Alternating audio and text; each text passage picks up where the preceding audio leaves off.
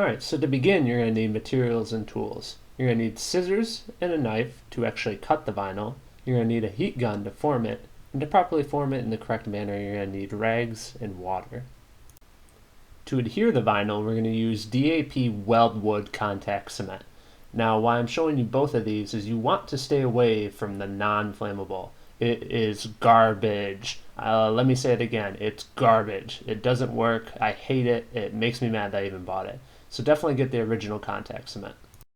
Next you're going to need your vinyl. Note that this has no fabric on the back. I'm also showing that it's stretchable one way, but not the other. That means it's two-way stretch, and it should work fine. Now I also want to point out that with the vinyl, it's a lot easier if you get four-way stretch, but I wanted to prove to you guys that this can be done with locally available materials. So I actually got this from my local fabric store. Now what I'm doing here is I kind of roll the piece on the back side of the fabric to make sure that it's going to be large enough where I'm making my cuts. So as you can see there, I tip it up just because I want to know that I have enough room when I make my cut. Now to begin, I know this is going to be a complex panel, so what I'm actually doing here is I've decided to do the glue in sections. The reason for that is I don't want to lay the vinyl down and have it stick in places that I'm not ready for it to quite stick. So what I'm doing is making a section line that I'm going to paint up to. So here I'm starting to actually apply the contact cement. You can see I'm just using a chip brush, which can be thrown away once I'm done with it. And you just basically go ahead and paint it on. Now make sure that it's nice and even, you don't want it to be running too much. Alright, so what actually ended up happening is I decided that I wanted to further section this off. So as you can see here, I'm applying even a little bit more tape. The reason for that is I wanted to be able to really, work out this middle section first before I started to wrap around onto the corners.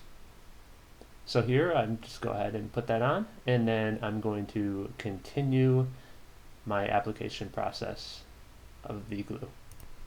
So you can see here, I'm starting to apply the contact cement to the vinyl. Now the reason this is important is because contact cement doesn't stick to any surface, it just sticks to itself the best. So you couldn't just only put it on the one surface and then apply the vinyl. It wouldn't stick correctly. So really go to town and make sure that you work the contact cement into the grain of the vinyl. So you can see here, I like to go, left and right and then up and down with my brush strokes. That way it really works the cement into the grain. Now that we have the cement on, we're going to go ahead and start a timer for 15 minutes. Once your 15 minutes is up, you can go ahead and apply the vinyl. It should be nice and tacky at this point. Now just so you know, I was kind of confused, but there was a liquid on the surface on the other side, and what it was actually condensation. Because it was kind of cool in my garage, it was condensation from the warm contact cement on the opposite side of the vinyl. So anyway, you can see here, this stuff is nice and tacky at this point, so I'm just going ahead and smoothing it on. Don't worry too much about wrinkles at this point. That will come later once we do our heat forming, but do your best to, basically get it as smooth as you possibly can. And just really take your time. If you have an issue where you added a wrinkle, you can just go ahead and pull it back a little bit and put it back on. So as you can see here, I'm pulling away from my tape a little bit, removing my tape, and we should be ready to start applying the contact cement to the next section. So here you can see I'm applying more contact cement. I'm using the same method as before. Basically what I'm going to do is just go ahead and apply it to the actual surface of the amp rack, and then I'm going to apply it to the fabric, the vinyl of the amp rack. Now also note, I should have mentioned this earlier, but you're definitely going to want a mask, as you can see I'm wearing there. Dust mask is definitely essential. This stuff gives off a nasty fume. Make sure you're doing it in a well ventilated area so that you don't get high off this stuff, because it is really, really stinky. So, alright, let's go to the next step.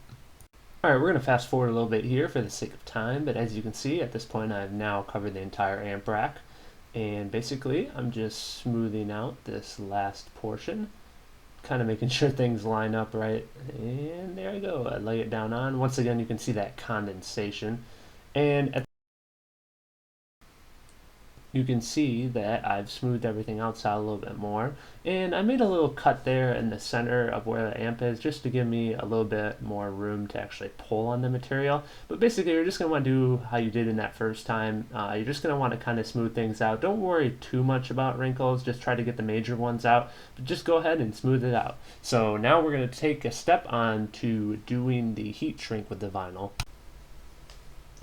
Alright, so I've brought the piece inside where it's a little bit easier to work. Now this is probably the most important clip of this video because it's the thing that's the most difficult to do. It's to get out all these wrinkles.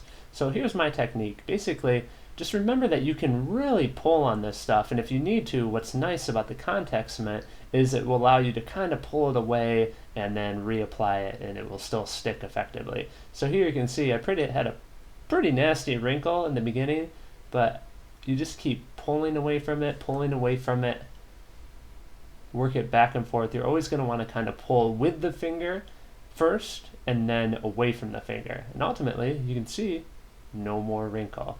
Now, another step here, what I'll do, I take a rag with a little bit of water on it and I rub it around, and what that I found that helps me do is it helps smooth out the vinyl better than just my fingers. It doesn't leave any weird small little wrinkles. It really smooths the vinyl out effectively.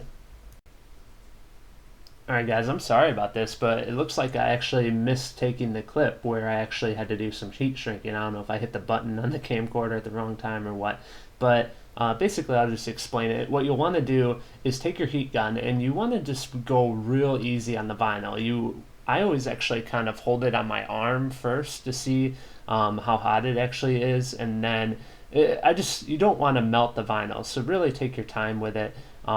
Heat along the finger, which a finger would be where you basically see those wrinkles by my left hand right now, and when you heat along that finger, it allows it to kind of stretch a little bit more effectively. So I mean, ultimately this surface was pretty complex, but at the same time not so advanced that I had to do too much heat shrinking. And just so you guys know, in your design process, that's something that you should always take into consideration. You don't want a panel that is impossible to wrap. What I'm doing here is I'm taking my razor knife and I feel for the edge of the hole and I'm cutting my fingers. So what these fingers are for is for actually pulling around to the back side of the panel, which I will then adhere with a staple gun. Now that we have our panel wrapped, we're going to go ahead and wrap the material around to the back side. So what you can see I'm doing here is I'm just using spray glue. I'll allow it to tack up and then I'll smooth it out. So here we are, just smoothing it out onto the back side of the panel. So now we need to insert our templates that I made in the previous videos and wrapped in the last one. And what I'm doing here is I just use a rag or something to buffer the blow of the hammer and just hammer them in there. Now they're going to be tight because we accounted for the exact width of the vinyl in our earlier steps. So that's exactly what we want though. We don't want this piece to easily move. So to finish up, I wrapped the fingers of the inserts around the back side and stapled them. And as you can see, this thing turned out awesome. The translation gaps between the suede piece and the vinyl are near perfect. It looks great. So here it is in the actual vehicle itself. You guys have to comment. I'm really curious what you guys think because I really like the way it turned out. I think it looks sick. So anyway, I hope you guys like it too.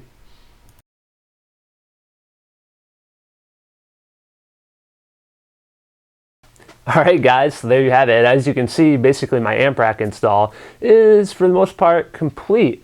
So what are we going to be doing next? Well, you can expect me to be showing you guys a little bit of what I do with subwoofer boxes, and you can also expect to see how I section off the rest of the trunk. So definitely stay tuned in. I got more videos coming for you guys. Anyway, real quick shout out to Steve Mead. Sent me this awesome hat. Thank you. And otherwise guys, if you haven't subscribed already, why are you waiting? Subscribe, like this video, stay tuned in, and until next time,